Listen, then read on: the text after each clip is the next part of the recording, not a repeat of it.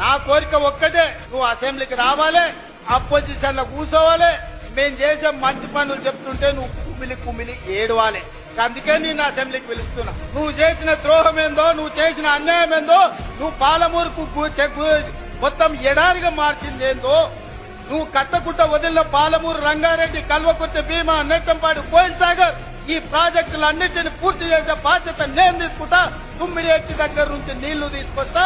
రంగారెడ్డి జిల్లా వికారాబాద్, చేవెళ్ల, తాండూరు, పరిగికి నీళ్లు ఇచ్చే బాధ్యత నేను తీసుకుంటా.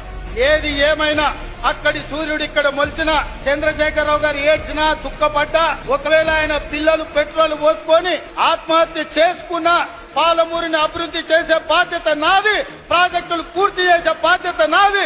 ఈ దేశానికి పాలమూరు వలసల జిల్లా కాదు, పాలమూరు జిల్లా అంటే పరిపాలన అందిస్తుంది, దేశానికి ఆదర్శంగా ఉంటుంది అని చెప్పి ఈ గడ్డ మీద నుంచి పరిపాలన అందించే బాధ్యత మేము తీసుకుంటామని తెలియజేస్తూ